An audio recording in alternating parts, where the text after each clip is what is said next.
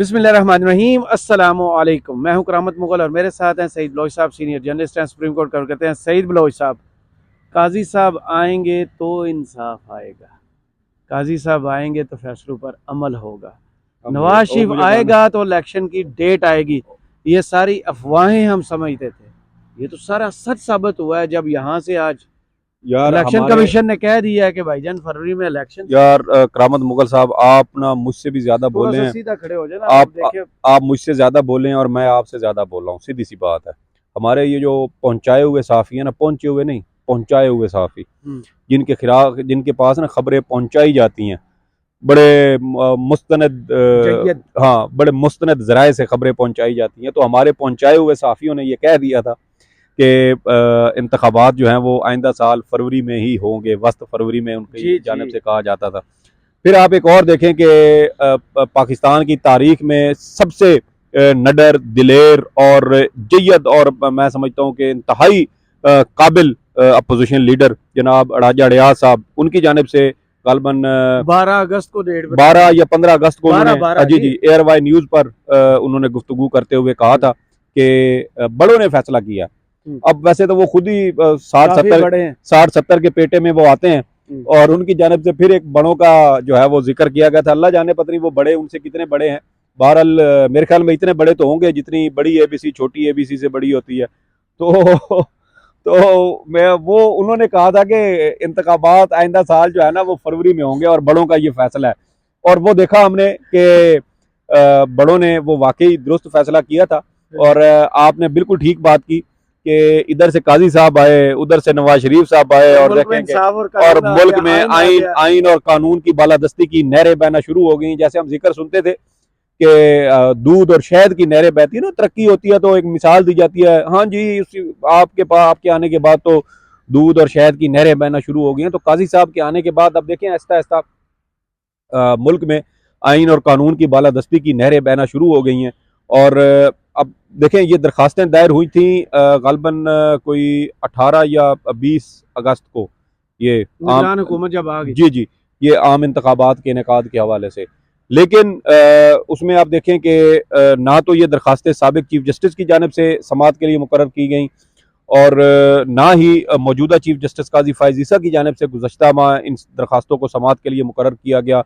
और ना ही गुज़श्ता मतलब जो अब तो हाँ बल्कि गुज़श्ता महीना ही बनता है, सितंबर के महीने में भी ना समाअत के लिए मुकर्रर हुई और फिर अक्टूबर के शुरू में भी नहीं हुई। और फिर देखें कि अक्टूबर के आखिर में आ गई ये दरखास्तें समाअत के लिए मुकर्रर हुई और फिर अचानक इलेक्शन कमीशन, जिसने पहले कहा कि हम जनवरी के आखिरी हफ्ते में इंतखाबात करवाएंगे, उनकी सर याददाश्त से हटके, वैसे ऐसा थोड़ा वजह है कि सर वो पहले से ही उनकी याददाश्त बिल्कुल ठीक थी, लेकिन वो मेसने और घुने बने हुए थे और जानबूझकर अदालती अहकामात की, कानून की, आइन की खिलाफ वर्जी कर रहे थे।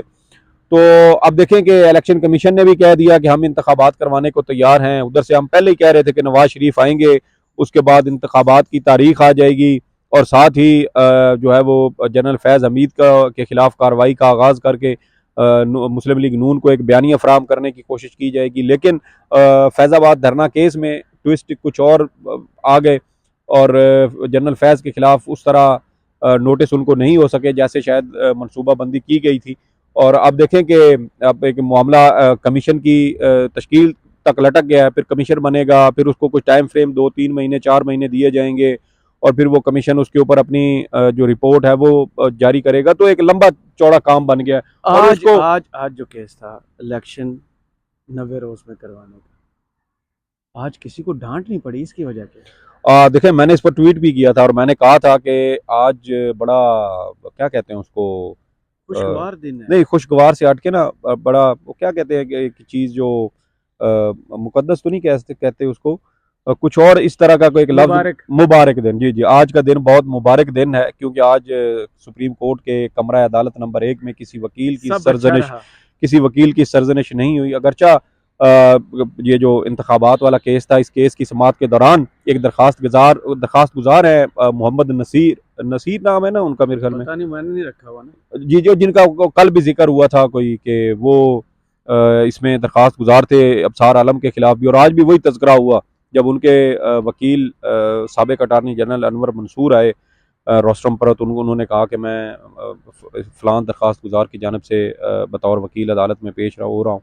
तो उस पर फिर चीफ जस्टिस ने कहा कि ये तो वही शख्स तो नहीं है जिसने अबसार आलम के ख़िलाफ़ जो है वो दरख्वास्त दायर की थी। और फिर वो उसके जो वकला की लिस्ट थी वो देखी गई, तो उसमें कोई 8-10 वकीलों के नाम लिखे हुए थे और उस नाम में साबिक अटारनी जनरल अनवर मंसूर का नाम ही नहीं था। तो उस पर फिर हमें थोड़ी सी बदमज़गी होते हुए नज़र आई, लेकिन फिर मामलात थोड़े संभल गए और जी गुस्सा नहीं किया। चीफ जस्टिस बड़े तामुल का मुजाहरा करते रहे। फिर इसी वजह से मैंने आज तमाम लेकिन एक जगह उन्होंने ताना ज़रूर दिया, उन्होंने दिया या किसी और जज साहब ने, जो मैंने थोड़ी सी खबर पड़ी कि वो जो पीटीआई के लीडर को अपना लीडर मानते हैं, उन्हें कहें कि अपने लीडर को कॉल करके बता दें कि इलेक्शन की डेट आ रही है। जी जी, ये बातें आपके पैराई में हुई है ये देखें केस की समाअत के दौरान ही उन्होंने हवाला दिया। आपको पता है पिछले दिनों चीफ जस्टिस साहब ने दिया। जी चीफ जस्टिस साहब ने दिया। और आपको याद है कि पिछले दिनों सदर मुमलिकत ने एक इंटरव्यू दिया, मेरे ख्याल में हामिद मीर साहब को दिया था।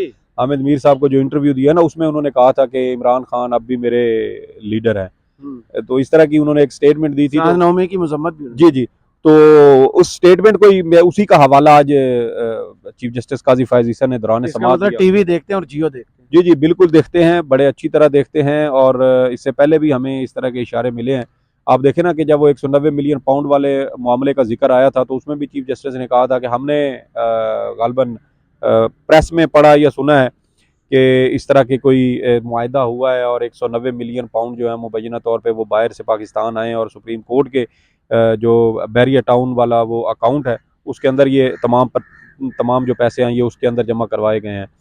तो वहाँ से भी हमें पता चला कि चीफ जस्टिस साहब अखबार ना सिर्फ देखते और सुनते हैं पढ़ते हैं, बल्कि सोशल मीडिया के हवाले से भी मेरे ख्याल में उनकी बड़ी गहरी नज़र है। और इम्कान यही है कि इसलिए तो अपने दोस्तों को मिलते भी हैं ना यार। क्या जी सर, अब मैं नाम नहीं ले सकता, आपको भी पता है। जी बिल्कुल आप ठीक कह रहे हैं। तो देखें हल्का फुल्का मैं इसको कहूँगा, कोई ज़्यादा इसको हम ये नहीं कह सकते कि चीफ जस्टिस साहब जो है वो पर्सनल हो रहे हैं। लेकिन एक बात तय है कि इमरान खान साहब और पाकिस्तान तहरीक इंसाफ मोहब्बत में ना सही लेकिन नफ़रत के तौर पर उनके दिलो दिमाग में मौजूद ज़रूर है। और आज मैं कह सकता हूँ कि इमरान खान की ये जीत है। बिल्कुल देखें जीत इस हवाले से इतनी स्ट्रगल हो गई रजीम चेंज के बाद, इतने लोग जेलों में गए, इतने लोगों ने पीटीआई छोड़ी, बिल आखिर इमरान खान जेल में ही आज एक हकीकत है।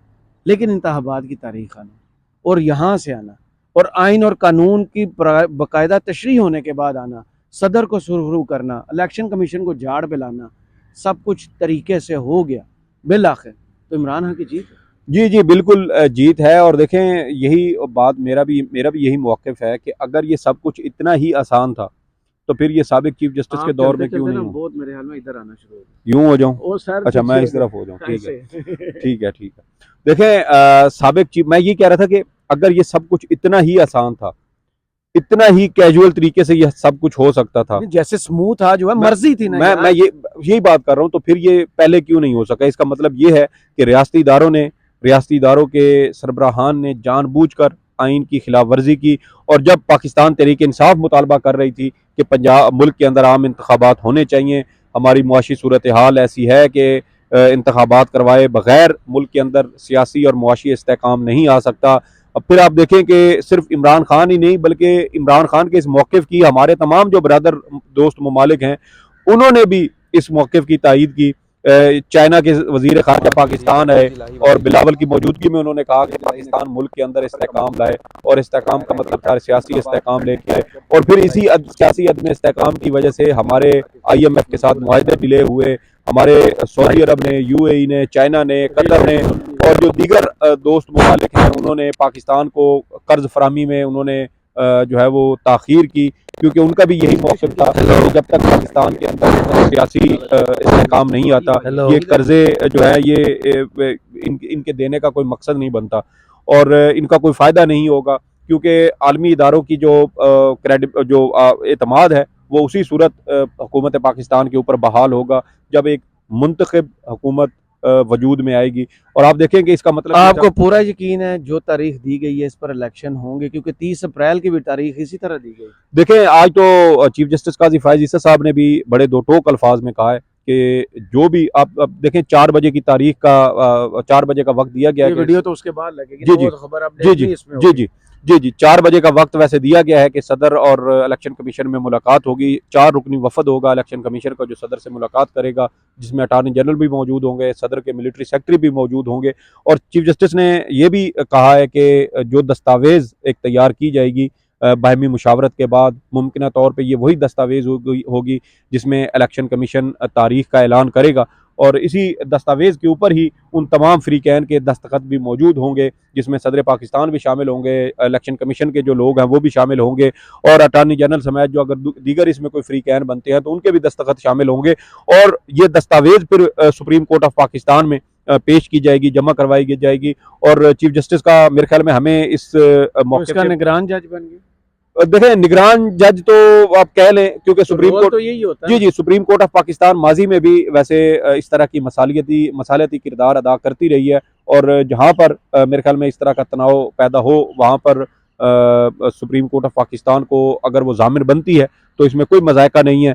मैंने ज़ाती तौर पर जब साबिक चीफ जस्टिस उमर अता बंदियाल इस तरह की कोई कोशिश कर रहे थे, मैंने उस वक्त भी इसकी हिमायत की थी जब PTI और PDM हुकूमत के दरमियान मुज़ाकरात की बात हुई थी।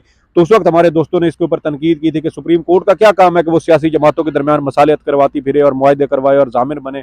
तो अब वही काम चीफ जस्टिस काजी फायज ईसा साहब की जो है वो अदालत भी कर रही है। दुरुस्त है। जी जी, अब मैं असल में हम यहाँ पे खड़े थे और मैं बीपर पे था, मैं अपने उन दोस्तों के साथ मेरी मुलाकात नहीं हो सकी, लेकिन मैं उनसे पूछूंगा जरूर कि भाईन तुसी 4-5 महीने सर बिल्कुल बिल्कुल उनसे पूछना चाहिए ना कि आप 4-5 महीने पहले तो साबिक चीफ जस्टिस उमर अता बंदियाल पर तनकीद करते थे और कहते थे कि सुप्रीम कोर्ट का मसालती किरदार नहीं है, वो आइन और कानून के मुताबिक फैसला दे। तो फिर यहाँ पर भी सुप्रीम कोर्ट आइन और कानून के मुताबिक फैसला देती, मसालती किरदार अदा करने का क्या मतलब बनता था।